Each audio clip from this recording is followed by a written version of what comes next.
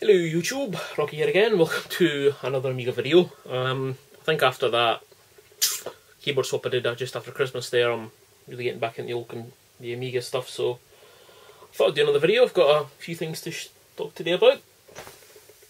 First of all, I've been looking at a lot of Amiga stuff on eBay, and I can't actually believe the price of some of this crap's going for. A lot of it's inflated buy it nows, which really annoys me because a lot of stuff I want is buy it now only. I've been on Amiga as well, and the stuff goes there really, really quickly. It's crazy. But what I was thinking, it's not got me thinking, you know, I remember when stuff was a lot cheaper, but then I remembered in April, when April comes around, it'll be 19 years since Commodore went bankrupt. So next year's 20 years. And I'm talking when Commodore went, not when ESCOM and all that shite happened afterwards. I'm talking when Commodore filed for, when Irving Gould finally fucked them over. There's a really good video called The Deathbed Vigil by Dave Haney. If you're an Amiga guy, you'll know who he is. It's on the Cloanto Amiga Emulator Deluxe Edition. Been on a few times. You can download it, but it's a good video. Talks about the last days at the Amiga Factory and Deathbed Vigil and really good stuff. There's also obviously Viva Amiga's coming out hopefully this year. There's also a book, a lot of you Commodore guys would have got Commodore, Company on the Edge. There's a sequel due out in May, basically Amiga years, so that'll be a really good read. I think some of the management decisions were just fucking crazy, that company. I mean, they had the keys to the future and they gave it away, and now they're nothing. Almost 20 years later and they're gone, and although there is, what does warm my heart is there's still, you know, new bits of hardware being developed. Places like Amiga kit that are selling it, it's brilliant. So anyway, when I was up in the attic looking for a modulator for the old 500, the 520, this one's pretty badly sun faded. I found what I was looking for. It was in the attic next to this one, so I have got two, which is fine. Found this. Getting the Most Out of Your Amiga, 1993. This came free with Amiga format in January of 1993, surprisingly. However, as everybody knows, a magazine comes out in the previous month. So I got this in December 92, the same Christmas I got my Amiga 600. Yes, great day. So this is my original. Talks about the Amiga shell. So chapter 1, at the workbench, cracking the shell, what's hiding where, ready to run, meet like an artist, roll over Beethoven, getting into paint, dress down to business, expandability and playing the parts. So chapter 9, expandability, page 69. Let's see what it talks about. This is quite interesting actually. It explains what it needs to talk about. Extra memory, it talks about the 500 and talk about prices of 1 meg. A trapdoor slot is designed primarily for use by a RAM expansion. A card can only be 1 megabyte of expansion. An appropriate card will cost around £50 to £60, which is kind of strange because even now that's the price some people want for them. Battery backed up clock, PCI MCA, memory expansion on the side.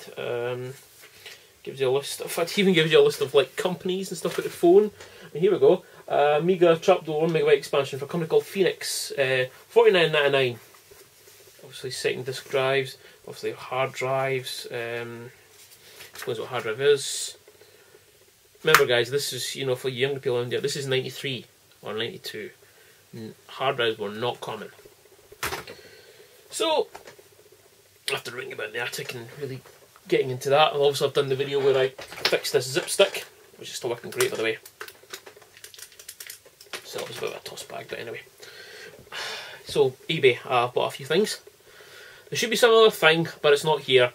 I bought a game for the CD32 on Boxing Day. That's December 26th for you American viewers. And it's still not here. No response to emails, opened a PayPal, well, an eBay dispute. And surprisingly, I get an email from him. Oh, sorry, blah blah blah, insert generic lie, sub story.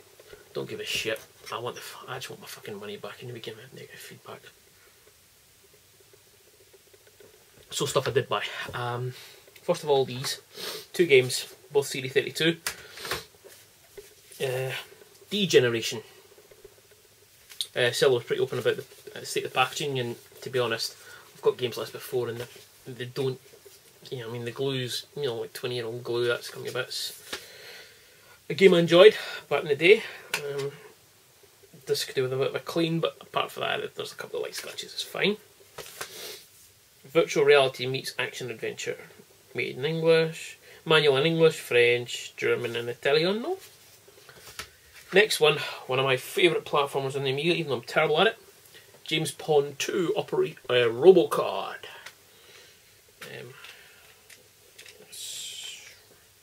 Again, this needs a clean. This is one of the games I first had with my Amiga. So I got these for a good price. They were both same seller. It was either buy it now, best offer, somebody best offer, and what really fucked me off was the packaging. Basically, I got charged £3 for postage for both. They turned up in a brown envelope, not a padded envelope, just a brown envelope, folded over, corner was torn. I mean, one of the games could have fallen out with £1.10 on the sticker. I mean, I know postage and packaging is supposed to be postage and packaging, or as Americans call it, shipping and handling. Yeah, a certain amount should be for packing. Packing is not a brown fucking manila envelope folded.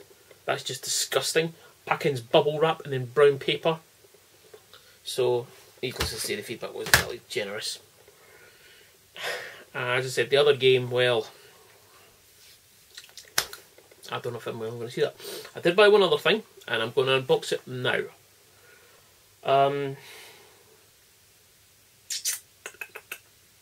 First of all, it's turned up today. I mean, what I'll say for the sale is I want it on Monday, posted Tuesday and arrived Wednesday. However, there's a big hoo-ha. Let me just turn the camera around and let me show you something.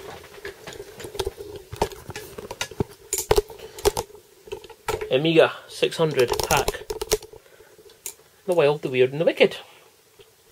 And this is how it came. 2 bits of string to hold the fucking thing shut. And what looks like catering strength cellophane? No, cellophane, no. Cling film, that's the term. I got charged £15 for postage, and fair enough, the ticket price says about, you know, $14.95. But I mean, part of the reason I bought it was because it was boxed. So I'm not very happy about that. That's just fucking horrendous packaging. Another thing, and this is going to be an interesting one. When you listed it, on the condition part of the sale, you put used, which if you click, you know, expand more, eBay says, you know, maybe a used item, Quebec's demonstration, but it has to work. So in the bottom bit, he puts, as described, sold as seen, basically saying if it doesn't work, it's tough shit, which is not the way you sell shit. If he hasn't tested it, then it should be sold as parts not working. So if this doesn't work, it's going fucking back. So I'm going to unbox this now and see what's in it. So I lift these.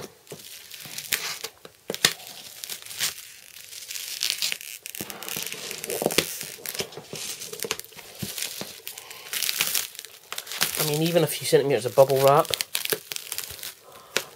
Okay, and damage the box. Fucking brilliant.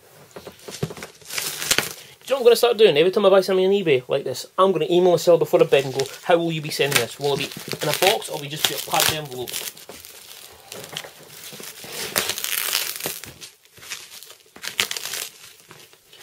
That's kind of interesting. There's a price sticker on it that says $299.99. That's roughly like what one new. Yeah, there's 2 layers there. And also this green twine.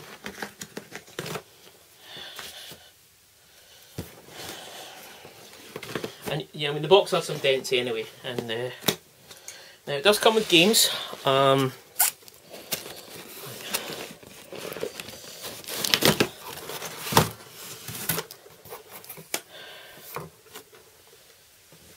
I must admit the interior is nice. Don't know if you can see that. Let me just loosen this joystick, as using the workbench manual, poly inserts, etc, etc. So oh, look at that. This is interesting because, let me just get this unboxed. So polys are in excellent condition. This looks like the original box.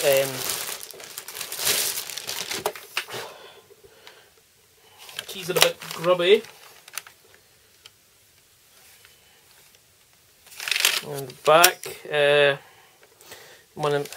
warranty seal is intact. Trapdoor hasn't been opened. There's a bit vintage blue tack there.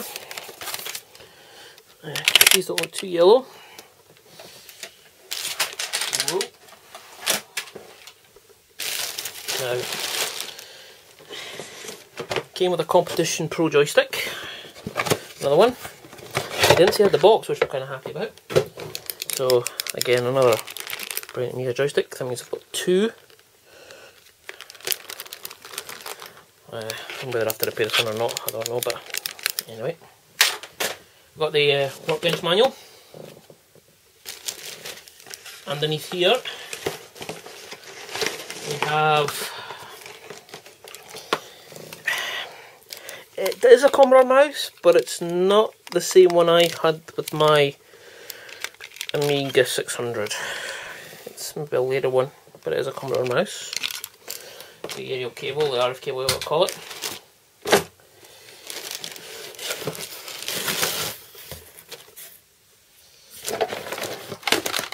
Amiga power brick, the usual yellowed.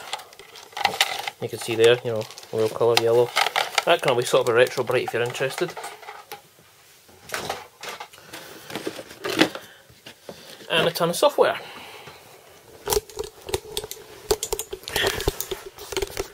So, let's go through the software quickly. Yeah. Well, he's certainly gone through it properly. So, the Wild, the Weird and the Wicked pack. The games came in small, well, pushover and putty did. If I remember, I'll put a picture of them up there. They're smaller boxes. I've got a couple of boxes like that. Also came with the Workbench 2.05, 3 discs, Workbench extras and fonts, that's there. Here's the 2 pushover discs, again in the same pack. Got some cover discs, I'll look at them in a minute. Run putty, 3 disc putty, free with the Amiga 600, yep, that's the same one. More cover disc, so let's go.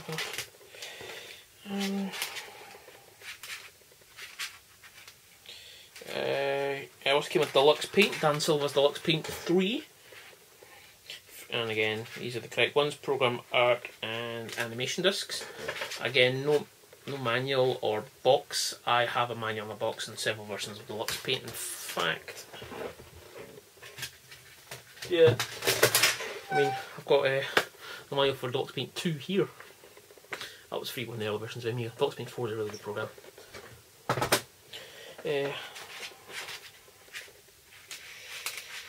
Oh, Frontier Elite 2. And if you watch my previous video I did up there, I think I should have 2 box copies of this. So yeah, more games.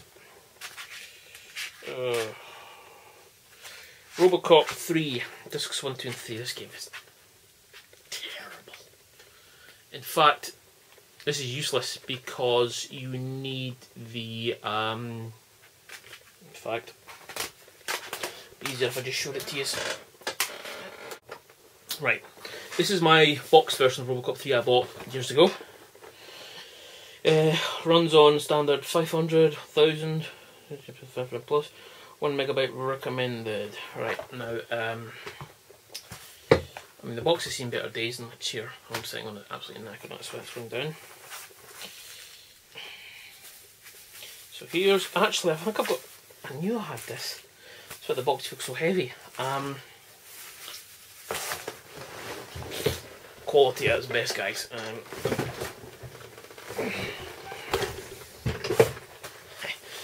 actually got 2 copies of it. I remember I picked another one up somewhere. So This one's 3 discs in the manual, which is nice. However, again, that's useless because this is the one that I've got. And here, the box is a bit nagged. Again, you've got 3 discs to manual.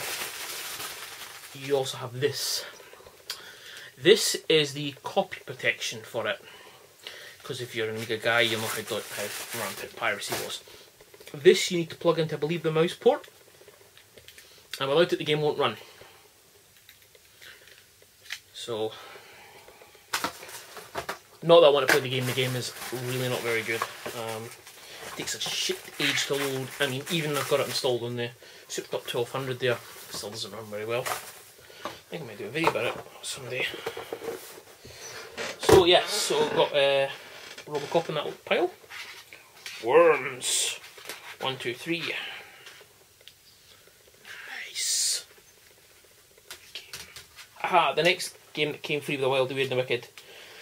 Microprose Grand Prix, also known as Jeff Crammon's Grand Prix. Absolutely amazing Grand Prix game. Again, this came in a slightly bigger box and a manual, big thick manual. Brilliant game for the time. Played the shit out of that. So, all the software that came with the machine is originally here. We've got some other games. Lethal Weapon. F-17 Challenge, Discs 1 and 2. WizKid, Disc 1, Disc 2. And here's the Robocop. So that just leaves, let's see what Amiga magazine he was into. Cover discs 80, 84 and 85 of CU Amiga. So we've got Optimed 4, Essentials Upgrade, Sierra Soccer World Challenge.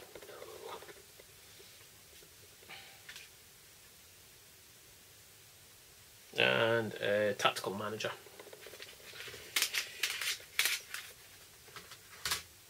So that's my recent pickup for the 600. So everything is there. It looks like, to me it looks like it was put in an attic, God knows when, and pulled out now, and he's just sold it. What I'm going to do now is, I'm going to turn off the camera, I'm going to clear a space behind me on the Amiga desk, and I'm going to fire the fucker up and see what happens. And we're back, guys. Right, I've wired it up using its mouse and its joystick. Power supply wise, I've just used my 1200 one because it's already wired in. Connected it to TV using my RGB output. On the same one, use my 1200. I'm not really interested to see if that stupid like pound aerial cable works. Okay, now this isn't any false YouTube shit, buddy. I have no idea what will happen when I turn this power switch on.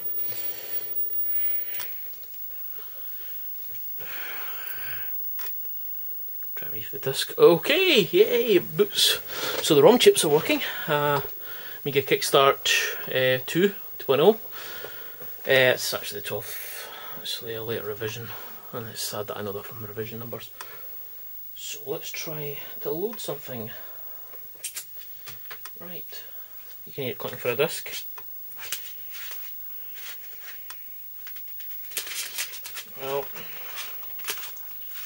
this is the cardinal sin in the day. You were never supposed to put the original Workbench disc in. You're supposed to make a backup of it first.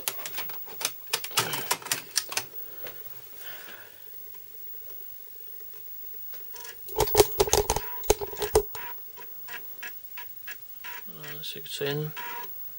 The head seems to be reading properly. So this loaded in the Workbench 2. Now, it'll be 2.05 Workbench, which is almost no. In fact, there is no difference between 2.04 that I can tell. Just here we go.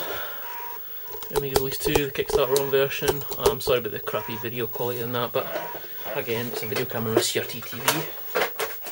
I'm actually just going through my list of Amiga discs here.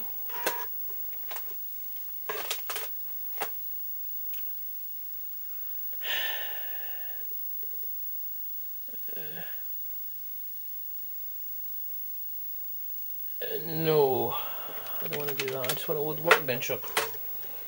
I've just gone through my discs here. Yeah, I've got, and there we have it, Workbench.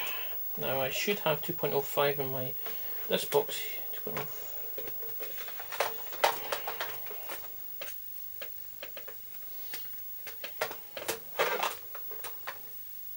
I've got a lot of stuff in this disc box, guys, but not what I was looking for. I do want that though.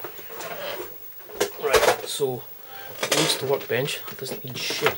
Let's see if the mouse works. Right.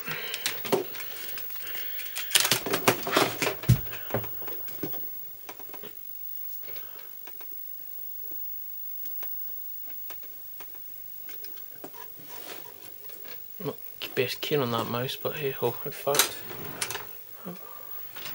just trying to see if I've actually got one lying around that I had back in the day.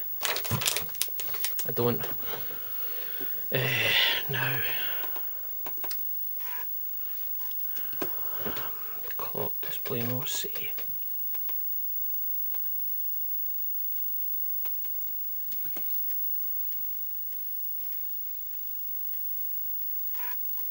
It's an interesting little program.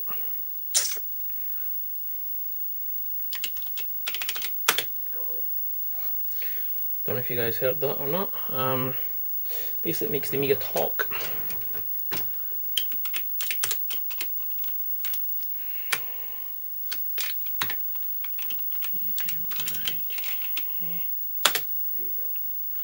It says it fine. Right.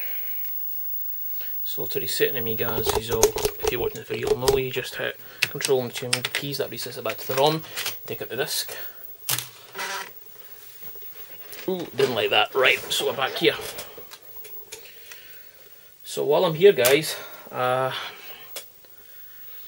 me explain a little bit more. In fact, no, let's not do that. Now let's try if this joystick works. This will be interesting.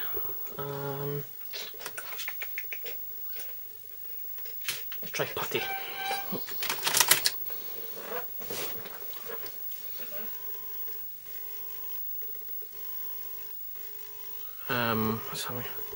There's a tiny bit, you won't be able to see, but the spacebar is beginning to yellow and there's some dirt on it.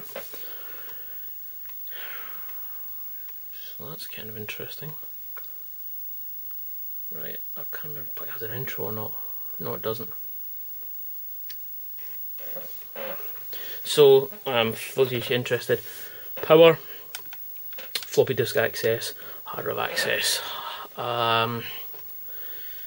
The 600, which you're looking at here, originally when it was getting designed they were going to call it 300. It's basically a cut down version of the 500 plus. Same processor, Motorola 68000. Same version of Workbench version 2. However, it does have things in common with its older brother, the 1200 there. Floppy drives are very similar. Both have PCCIMCA slots on the side. Enables you to put shit like this in it. Again, laptops at the time had this. This one is a transfer kit. 1 megabyte of RAM is standard. You can put one in the trapdoor arch, put 2 or 3 on the side. Unlike this, there is an IDE connector on the board, so I could install a compact flash hard drive, just like in that. You can also put Workbench version 3 in this, but there's no real need to, because it doesn't have the AG graphics chip that does. But, please insert disc 2. I have a few plans for this little beast here. These are popular because they play the majority of Amiga games, apart from the AGA ones obviously, and are tiny. Was it? There we go. So you can get expansions that fit over the top of the original CPU. Expand that up to from its 7 odd megahertz up to about 25. And that'd be more expensive than the machine itself, but really needed, to be honest. Memory expansions, well, this one appears to be a buckled standard Amiga. In fact, once this thing's finished, what I'll do is oh, here we go. So putty. That'll be. It's a bit stiff. It's really stiff. I don't know if I can sort that or not. Oh Christ! It does work. Oh, hang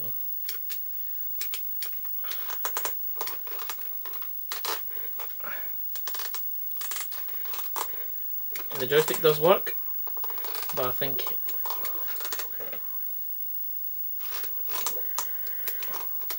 at least both fire buttons. Hang on, let's see. Switch that.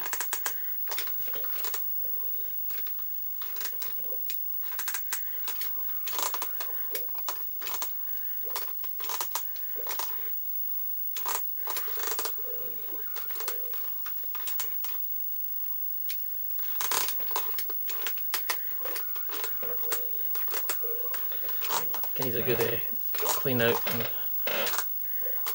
So anyway, that putty works. Joystick's a bit necked, but we'll worry about that later. So what I'll do is I'll reset the machine. Now, I know a lot of people will ask about this, so I'll just demonstrate it quickly now if I can find the key. This is Kickstart version 2.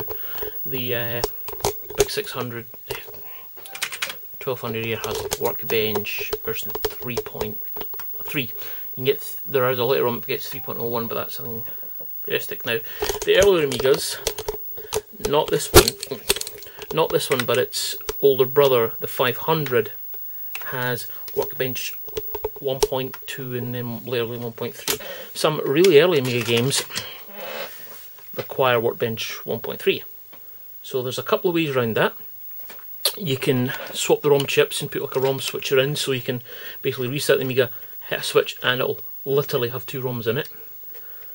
There is another program really popular at the time. It went under several names.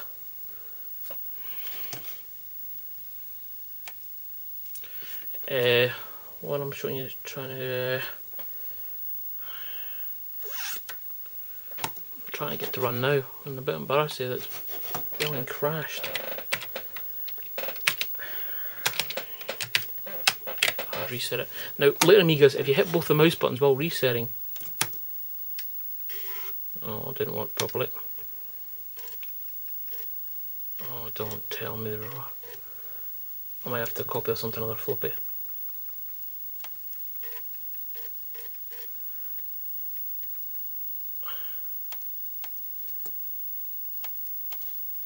Yeah, program. Basically, what this program's supposed to do is give me the earlier version of Workbench, but I think the disk it's on is sadly a bit corrupted. So if I reboot this and hold down both the mouse buttons, it should take me to, yes, you can select from